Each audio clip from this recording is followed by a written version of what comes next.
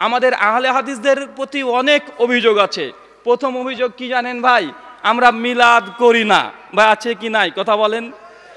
আমরা তাবিজ বিক্রি করে টাকা নিই না, এটা আমাদের অভিযোগ।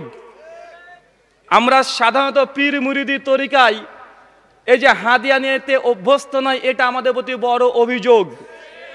শবে বরাতের হালুয়া রুটি নিয়ে আমরা পিকনিকের মতো খাওয়া দাওয়া করা, এটা আমরা করি না, এটা আমাদের প্রতি অভিযোগ।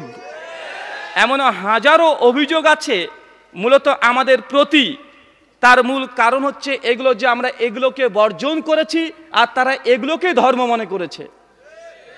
কিছুদিন আগে দেখলেন যে রবিউল আউয়াল মাসের 12 তারিখ কেন্দ্র করে গোটা বাংলাদেশ নয়, গোটা উপমহাদেশ সবচেয়ে বড় ঈদ উদযাপন করলো। তারিখ কত? 12 রবিউল আউয়াল। যদিও ইতিহাসের পাতাতে 12 থেকে 15টা মতো পার্থক্য আছে যে আল্লাহ রাসূল আসলে 12 তারিখে জন্মগ্রহণ করেছে কি করে না এটা নিয়ে ভাই। তারপরে সবচেয়ে নতুন এবং বড় দিন, বড় ঈদের দিন হিসেবে উদযাপন করা হয়েছে কি হয় নাই? হয়েছে। যখনই এই মঞ্চ থেকে এগুলোর বিরুদ্ধে আওয়াজ তোলা হচ্ছে তখন আমাদের প্রতি অনেকগুলো অভিযোগ আছে। এক, এরা ইহুদিদের দালাল। দুই, আহলে হাদিস খ্রিস্টানদের দালাল। 3 নাম্বার, এরা ইংরেজদের দালাল। যদিও প্রত্যেকটার বিরোধিতা করতে করতে আহলে হাদিসরা আজ পর্যন্ত এত দূর এসেছে। আমি একটা কথা বক্তৃতার জগতে প্রথম যখন আসছি তখন মনে করতাম যে কিছু কিছু লোক, কিছু কিছু ব্যক্তি, আলেম ওলামা বড় বড় পাগড়ি দাড়ি টুপি রেখে তারা প্রচার করছে, চিৎকার মেরে বলছে ডক্টর জাকির নায়েক হচ্ছে ইহুদির দালাল, খ্রিস্টানদের দালাল। অভিযোগ আছে না নাই কথা বলেন?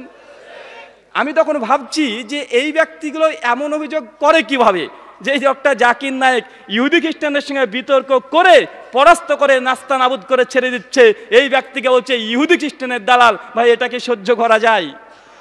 তারা যে অভিযোগ করছে এবং বাস্তব যেটা দেখছি তার বিরোধিতা করে একদম চোখ উল্টে ধরছে, তার জ্বলন্ত প্রমাণ আছে না নাই?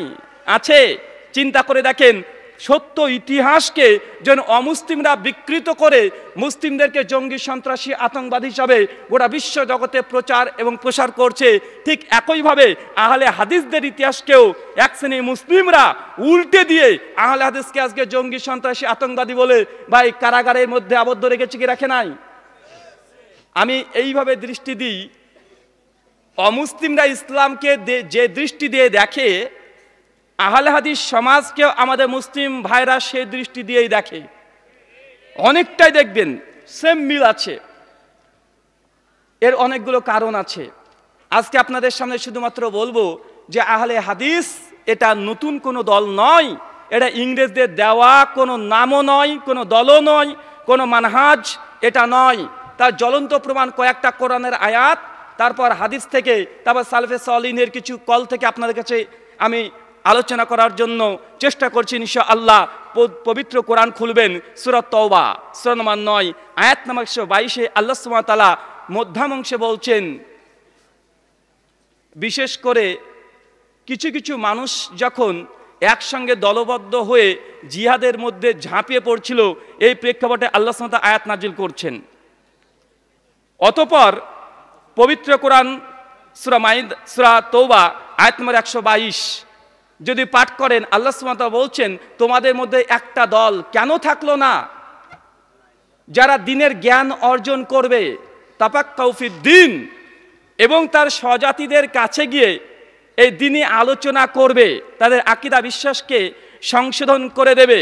এই আয়াত যখন অবতীর্ণ হয়, এই আয়াতের ব্যাখ্যা করছেন 204 হিজরিতে মৃত্যুবরণ করেন ইয়াজিদ বিন হারুন, একজন বিখ্যাত তাবির পরবর্তী প্রজন্ম। শিয়ারু আনামান নুবালাতে ইমাম জাহাবি রাহিমাহুল্লাহ 8ম খণ্ডের 24 পৃষ্ঠায় আলোচনা করে বলছেন যে তাফাক্কাউ ফিদ্দীন, এই শব্দের ব্যাখ্যা করতে গিয়ে ইয়াজিদ বিন হারুন একজন বিখ্যাত মুহাদ্দিস, তিনি বলছেন হুম আসহাবুল হাদিস। এই তাফাক্কাউ ফিদ্দীন, আল্লাহ যে কোরআনে বলছে একটা দল থাকা চাই যারা দ্বীনের জ্ঞান অর্জন করবে, মানুষকে সচেতন করবে, এরা হচ্ছে আহলে হাদিস। এটা কি আজকের কথা না আজ থেকে 1200 বছর আগেকার কথা? কথা বলেন। ইয়াজিদ বিন হারুন 204 হিজরিতে মৃত্যুবরণ করেন। সেই সময় তিনি এই কথা বলে দিয়েছেন পবিত্র কোরআন সূরা নিসা সূরা নম্বর 4 আয়াত নম্বর 69 আমরা সকলে জানি যে আল্লাহর আনুগত্য করলো, আল্লাহ রাসূলের অনুসরণ করলো, তারা কার সঙ্গে থাকবে? ওয়া নাবিয়িন, সিদ্দিকিন, শুহাদা ওয়া সালেহিন। 4 শ্রেণীর কথা আছে না নেই? 4 শ্রেণীর কথা স্পষ্ট, নবীদের সঙ্গে, শহীদদের সঙ্গে, সিদ্দিকদের সঙ্গে, আর একজন থেকে যাচ্ছে সলেহিন। এই সলেহিনের আয়াতের তাফসির করছে সুফিয়ান সাউরি রাহিমাহুল্লাহ, ইমাম জাহাবি তিনি তারপরে নকল করে দিয়েছেন। এই যে সলেহিন তিনি বলছেন ইয়ানি আহলুল হাদিস, এরা হচ্ছে আহলে হাদিস। ভাই কে বলেন তো? সুফিয়ান সাউরি রাহিমাহুল্লাহ 166 হিজরিতে মৃত্যুবরণ করে, আজকের কোনো মানুষ নয়। কিন্তু আজকে বিশেষ করে উপমহাদেশ কেন্দ্রিক মানুষ যখন আক্রোশে পড়ে আহলে হাদিসকে ইংরেজদের দালাল বলে, কি বলে না? কথা বলেন। তাই কি ইংরেজদের দালাল বলছেন? বিখ্যাত তাফসির ইবনে কাসির নাম শুনেছেন? আমরা সবাই জানি 701 হিজরিতে জন্ম, 774 হিজরিতে মৃত্যু। তিনি পবিত্র কোরআন সূরা বানী ইসরাইল সূরা 17 আয়াত নম্বর 71 তাফসির করতে গিয়ে লিখছেন ইয়াউমা নাদউ কুল্লা উনাসিন বিইমামিহিম, কিয়ামতের মাঠে প্রত্যেকজন মানুষ তার ইমামের সঙ্গে উঠবে। এই আয়াতে তাফসির করতে গিয়ে আহমেদ রেজা খান বেরলভী 1920 এবং 21 তার মৃত্যু হয়। তার বিখ্যাত একটা তাফসির আছে কানজুল ইমান। এই আয়াতের ব্যাখ্যা করছে তার প্রধান খলিফা আহমেদ ইয়ারখান নাইমি নুরুল ইরফানে। এই আয়াতের ব্যাখ্যা করতে গিয়ে লিখছে যে কোরআন বলছে কিয়ামতের মাঠে প্রত্যেকজন ব্যক্তি তার ইমামের সঙ্গেই উঠবে। তো আমরা তো হানাফি ইমাম আবু হানিফার পেছনে উঠব, যারা শাফিঈ তার ইমাম শাফির পেছনে উঠবে। তো যারা আহলে হাদিস লা মাযহাবী তাদের তো কোনো ইমাম নেই, তারা কার পেছনে উঠবে? ভাই প্রশ্ন করছে কত খ্রিস্টাব্দে? 1921-এ মৃত্যুবরণ করেছে এই ব্যক্তি। তিনি অভিযোগ করছেন কোরআনের আয়াতের তাফসির থেকে। আলহামদুলিল্লাহ কমপক্ষে 700 বছর আগে দাঁত ভাঙা জবাব দিয়েছে ইমাজউদ্দিন ইবনে কাসির রাহিমাহুল্লাহ। ইবনে কাসিরে এই আয়াতের তাফসির করতে গিয়ে তিনি লিখছেন শারফি আসহাবিল হাদিস, এই আয়াতের মধ্যেই আহলে হাদিসের ফজিলত বর্ণনা করা হয়েছে। কেন? কারণ তাদের এই বিশ্ব জগতের মধ্যে, এই ভূখণ্ডে কোনো মানুষকে, সাধারণ মানুষকে, উম্মতিকে তারা ইমাম বানায় নাই। তারা ইমাম বানিয়েছে কাকে? মুহাম্মদ সাল্লাল্লাহু আলাইহি সাল্লামকে। মানে আজ থেকে 750 বছর আগে এদের জবাব দিয়ে গেছে। এখন ভাই বলুন তো ইমাজউদ্দিন ইবনে কাসির রাহিমাহুল্লাহকে আমরা কি ইহুদি খ্রিস্টানের দালাল বলবো? কারণ তিনি বলছেন কোরআনের আয়াতের মধ্যে আহলে হাদিসদের ফজিলত বর্ণনা করা হয়েছে। কেননা এই মাটিতে, ভূখণ্ডে কোনো উম্মতিকে তারা ইমাম বানায় নাই, এবং তাদের একজন ইমাম তিনি নবী আলাইহিস সালাতু ওয়াস সালাম। তার মানে বোঝা যাচ্ছে কোরআনের 3টে আয়াত থেকে সালাফদের তাফসির একদম প্রথম শতাব্দী থেকে শুরু করে আজ পর্যন্ত আয়াতের তাফসির দিয়ে যদি আলোচনা করা হয় আপনারা বোরিং ফিল করবেন। তার জন্য মাত্র 3টে বললাম। আসেন কয়েকটা হাদিস শুনি। হাদিসে আল্লাহ রাসূল তিনি কি বলেছেন আমাদের প্রসঙ্গে, আমরা যে মানহাজকে ফলো করি সেই মানহাজ প্রসঙ্গে কি বলছেন। সুনান তিরমিজি খুলবেন, কিতাবুল ফিতান হাদিস নাম্বার 2229 এবং 2192। দুইবার ইমাম তিরমিজি রাহিমাহুল্লাহ কিতাবুল ফিতানে হাদিসটাকে নিয়ে এসেছে। সুনান ইবনু মাজাহ কিতাবুস সুন্নাহ হাদিস নাম্বার 6 এই হাদিসটা এসেছে শব্দের কিছু পরিবর্তনে। অনেক শেখ এই হাদিসের ইবারতও পড়েছে। আমি যেটা পড়ছি সুনান ইবনু মাজাহ হাদিস নাম্বার 6 এবং সুনান তিরমিজি হাদিস নাম্বার 2192 আন মুআবি ইবনু কুরাতা আন আবিহি ক্বালা ক্বালা রাসূলুল্লাহ সাল্লাল্লাহু আলাইহি সাল্লাম ইজা ফাসাদুল শাম ফালা খায়রা ফিকুম লা তাযালু তায়ফাতুন মিন উম্মতি মানসুরিন লা ইয়াযুররুহুম মান খাযালাহুম হাত্তা তাকুমুস সাআত ক্বালা মুহাম্মদ বিন ইসমাঈলা ক্বালা আলী ইবনুল মাদিনী হুম আসহাবুল হাদিস। এই হাদিসের মূল অংশ দেখেন, হাদিসের প্রত্যেকটা শব্দ আহলে হাদিসদের মানহাজকে উন্মোচিত করেছে। প্রথম কথা বলছে লা তাযালু, একটা দল থাকবে ধারাবাহিকভাবে। তয়েফাতুন, একটা দল, বহুবচন নয়। তয়েফাতুন, তয়েফা মানে কয়টা দল? একটা দল। লা তাযালু, একটা দল থাকবে ধারাবাহিকভাবে। স্যার আপনাদেরকে যে প্রশ্ন করেছিলেন মাযহাব আগে না আহলে হাদিস আগে, কোনটা আগে ভাই? আহলে হাদিস আগে। এই হাদিসের মধ্যে তার প্রমাণ লা তাযালু তায়ফাতুন, একটা দল থাকবে ধারাবাহিকভাবে। মানে আল্লাহ রাসূলের যুগেও থাকবে, সাহাবীদের যুগেও থাকবে, তাবেঈদের যুগেও থাকবে, তার পরবর্তী প্রজন্মে একটা দল থাকবেই থাকবে, যে দলটা আলাল হক, তারা হকের উপরে প্রতিষ্ঠিত থাকবে। এখন আমরা যদি দেখি ইসলামের নামে যতগুলো দল তৈরি হয়েছে, হানাফি, শাফিঈ, মালিকি, হাম্বলি, এই দলগুলো কি আল্লাহ রাসূলের জামানাতেই ছিল না পরবর্তী সময়ে তৈরি হয়েছে? কথা বলেন। তার যথেষ্ট প্রমাণ ইমাম আবু হানিফা রাহিমাহুল্লাহ জন্মগ্রহণ করছেন ৮০ হিজরি, মৃত্যুবরণ করছেন ১৫০ হিজরি। ইমাম মালিক রাহিমাহুল্লাহ জন্মগ্রহণ করছে ৯৩ হিজরি, মৃত্যুবরণ করছে ১৭৯ হিজরি। ইমাম শাফি রাহিমাহুল্লাহ জন্মগ্রহণ করছে ১৫০ হিজরি, মৃত্যুবরণ করছে ২০৪ হিজরি। ইমাম আহমদ ইবনু হাম্বল রাহিমাহুল্লাহ জন্ম ১৬৪, মৃত্যু ২৪১, মানে ৪ মাযহাবের প্রথম ইমামের নাম ইমাম আবু হানিফা রাহিমাহুল্লাহ, যার জন্মই ৮০ হিজরি। আর আল্লাহ রাসূল বলছে হকপন্থী জামাত একটা থাকবে, লা তাজালু, এটা ধারাবাহিকভাবে থাকবে। আল্লাহ রাসূলের জামানাতও থাকবে, সাহাবীদের জামানাতও থাকবে, তাবা তাবেনের জামানাতও থাকবে। তো আল্লাহ রাসূল থেকে ইমাম আবু হানিফার যে ডিস্টেন্স সময় কমপক্ষে ৭০ বছর, ভাই এই ৭০ বছরের মধ্যে কি তাহলে হকপন্থী জামাত ছিল না? কথা বলেন।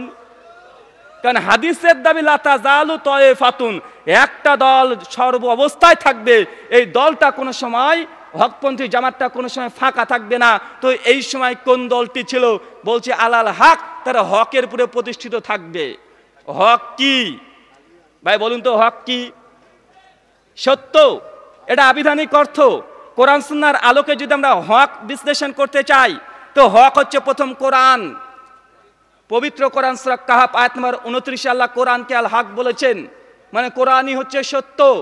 আর সুনান আবু দাউদ কিতাবুল ইলম হাদিস না ৩৬৪৬ আল্লাহ রাসূল হাদিসকেও হক বলেছে।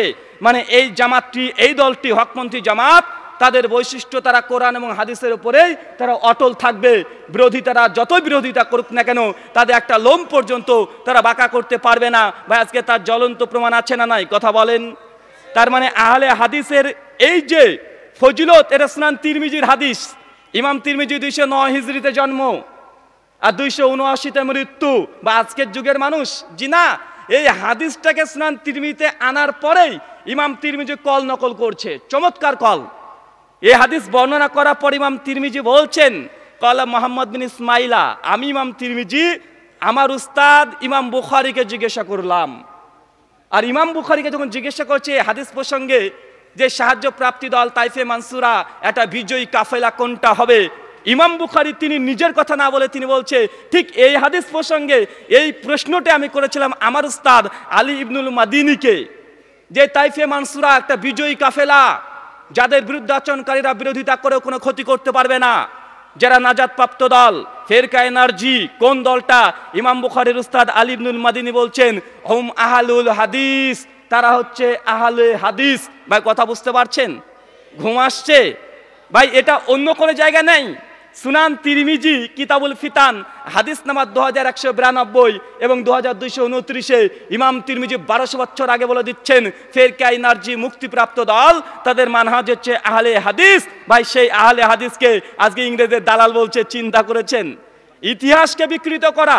যেমন মুসলিমরা এই উপমহাদেশকে ইংরেজদের বিরুদ্ধে যুদ্ধ করে, তাদের বিরুদ্ধে জিহাদ করে এই উপমহাদেশ থেকে যেমন ইংরেজদেরকে বিতাড়িত করেছে, কিন্তু আজকে উল্টা ইতিহাস পড়ানো হয় যে মুসলিমদের নাকি কোনো অবদানই নেই।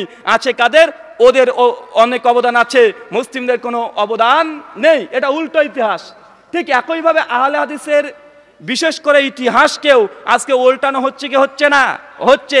যখনই আমরা কোরআন হাদিস থেকে আহলে হাদিসের ফজিলত প্রসঙ্গে এই হাদিসগুলো, এই কলগুলো পেশ করছি, এক শ্রেণীর আলেমরা তখন বলছে আসলে এখানে আহলে হাদিস বলতে তোমাদের মতো লামাযাবি আহলে হাদিসকে বোঝানো হয় নাই, বরং এই আহলে হাদিস হচ্ছে মুহাদ্দিসগণ। কারা? কথা বলেন।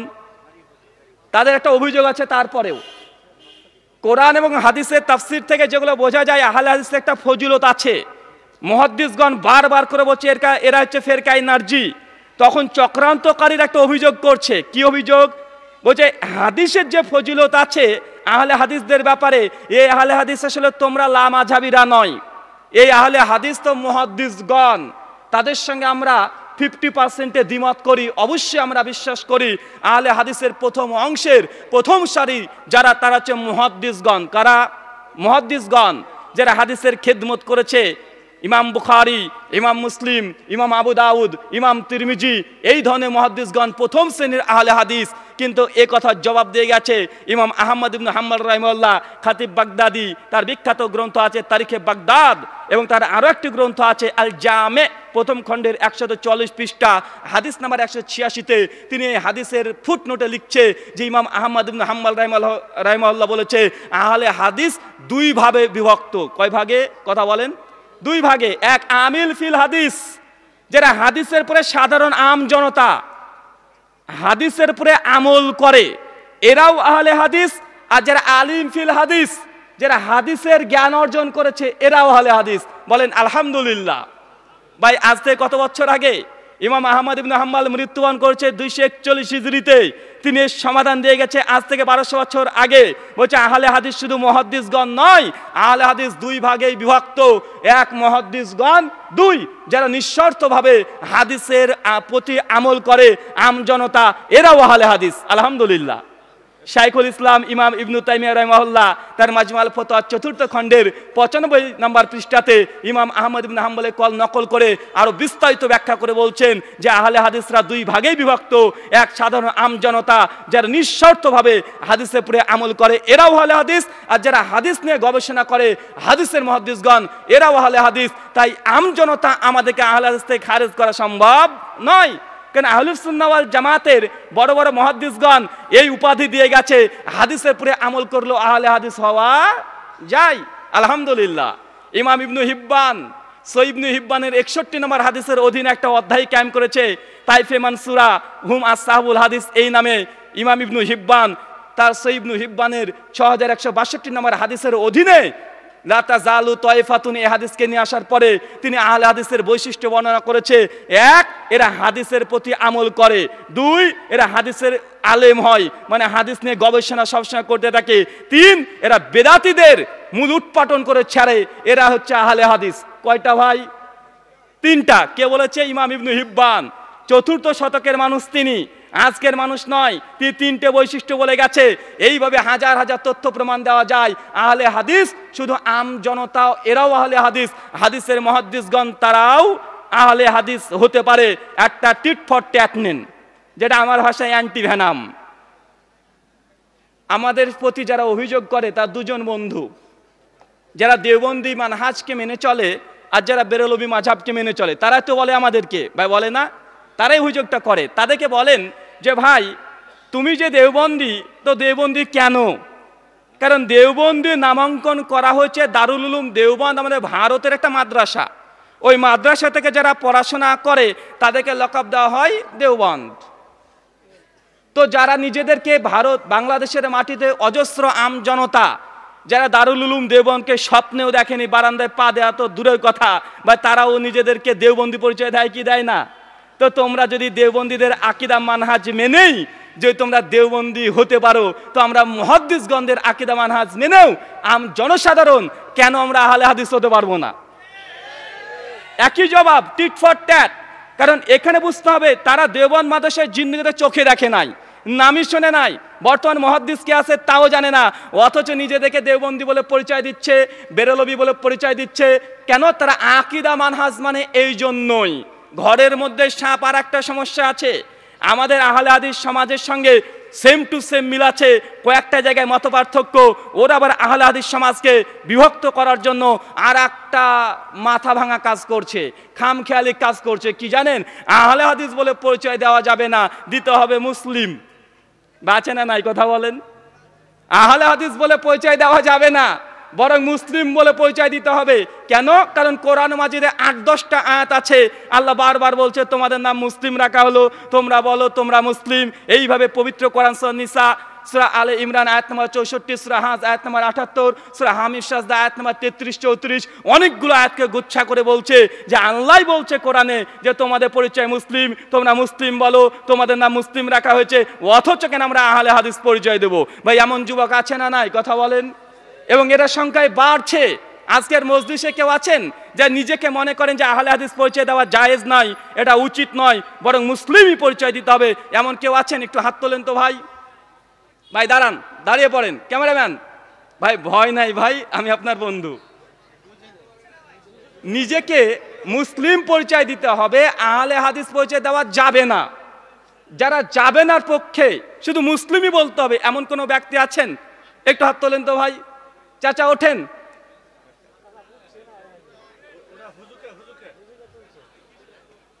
হ্যাঁ চাচা বলেন তো, আপনার বক্তব্য বলেন।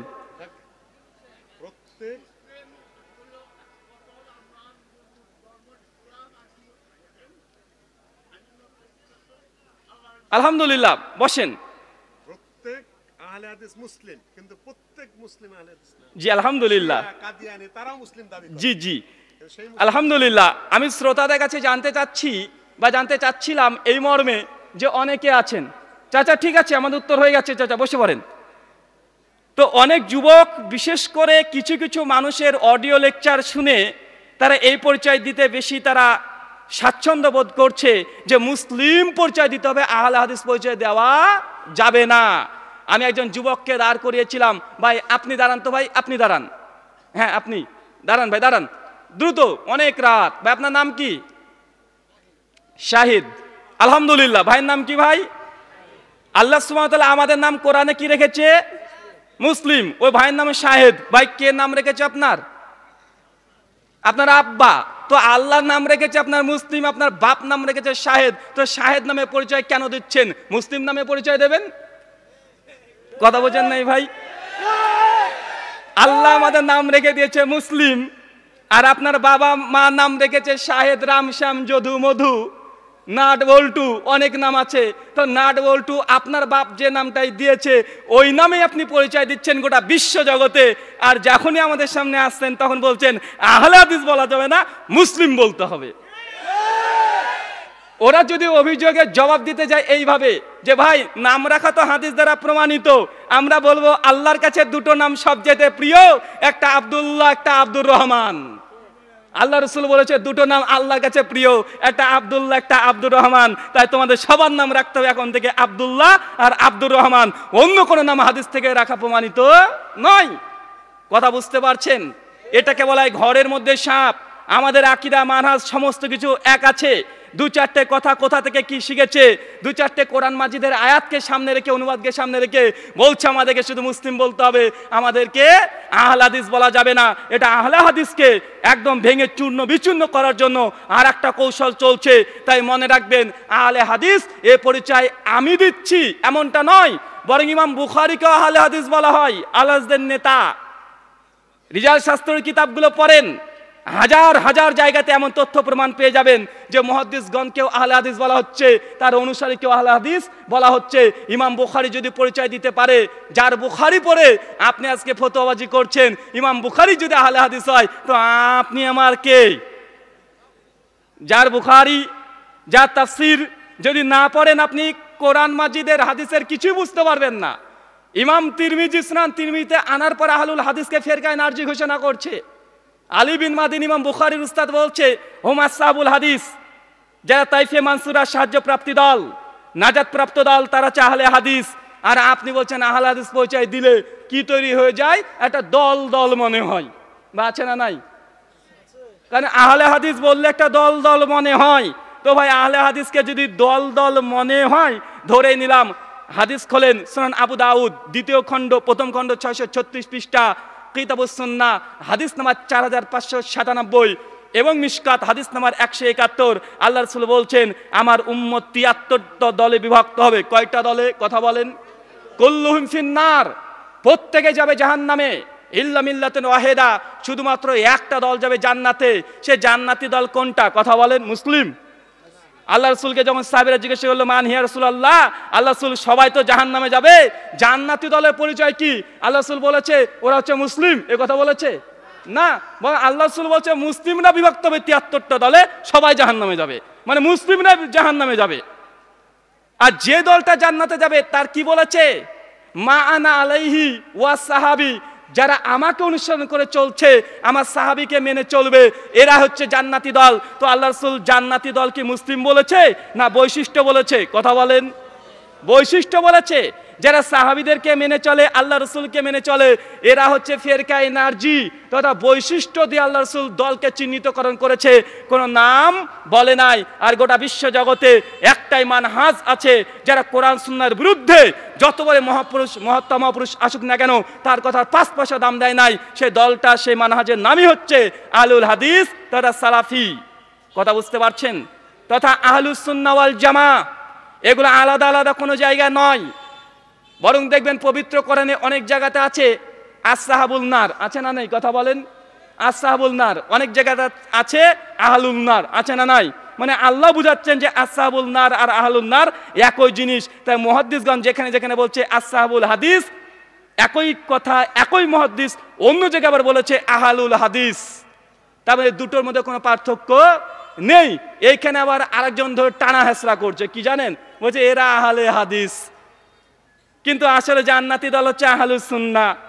তারপরে আরেকটা পাখা গজিয়ে বলছে আসলে হাদিস মানা যাবে না, মানতে হবে সুন্নাত। আছে না নাই? কথা বলেন। কারণ আহলে হাদিস নামটাকে ধ্বংস করার জন্য যতগুলো চোরাগুলো উন্মুক্ত করার দরকার সবগুলোই করছে। বড় বড় হুজুর বলছে নবীর হাদিস মানা যাবে না, মানতে হবে সুন্নাত। আছে না নাই? ওদের চমৎকার কণ্ঠ ভাই, আমাদের ভাই কণ্ঠ নেই, আমাদের কণ্ঠও নেই, হাদিয়াও নেই। বারবার বলছে নবীর হাদিস মানা যাবে না, মানতে হবে সুন্নাত। আবার চমৎকার করে কোরআন হাদিস থেকে দলিলও দিচ্ছে। কি দলিল? বলছে আল্লাহ রাসূল কোথাও হাদিসে হাদিস মানার কথা বলেনি।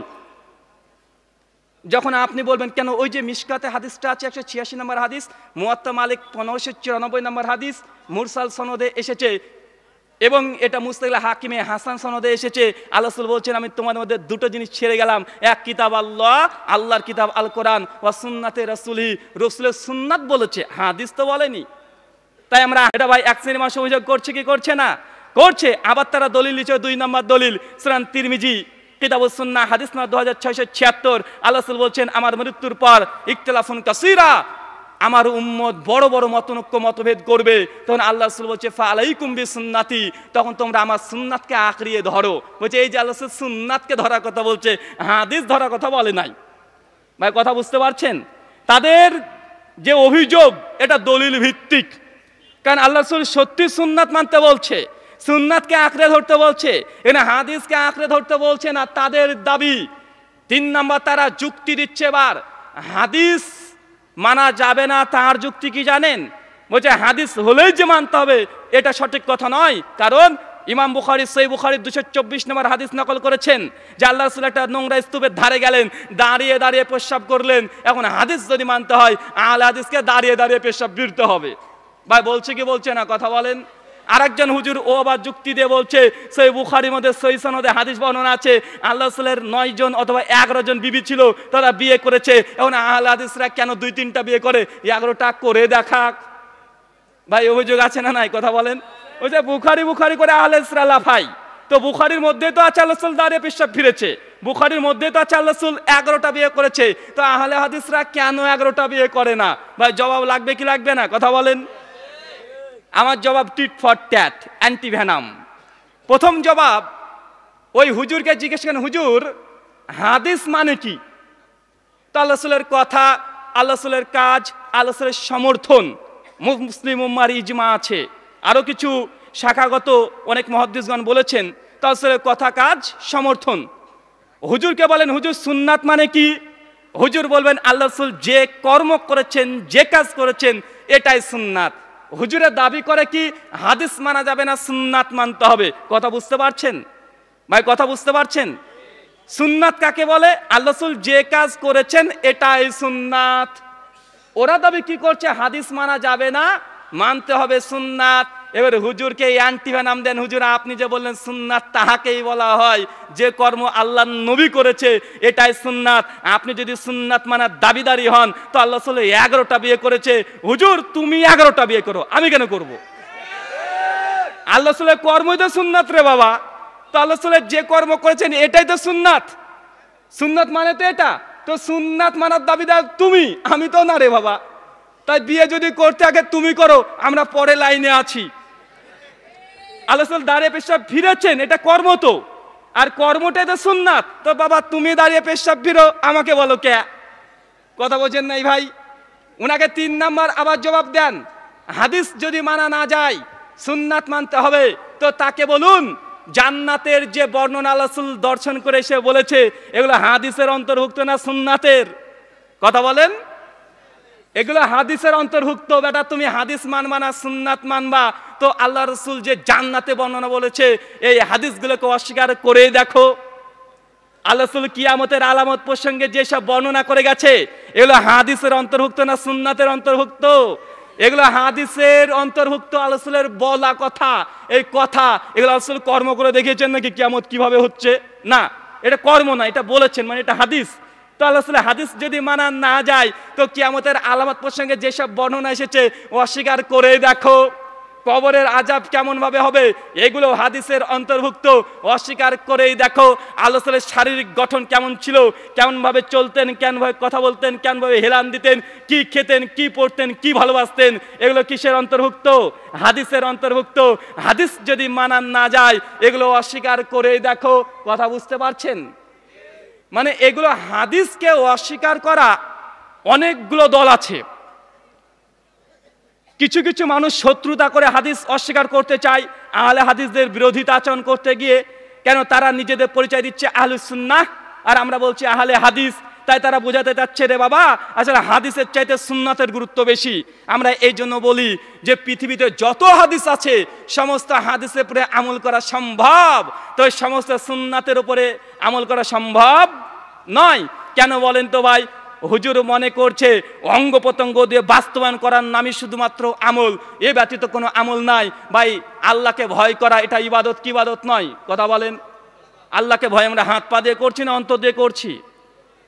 তাকদীরের প্রতি বিশ্বাস, এটা বিশ্বাস যে করছে, এটা ইবাদত কি ইবাদত নয়? অন্তরের যেসব ইবাদতগুলো আছে, এই ইবাদতগুলো ইবাদত যেগুলো বিশ্বাস করা যায়, বিশ্বাস করলে তার হুকুমের প্রতি আমল করা হয়ে যায়।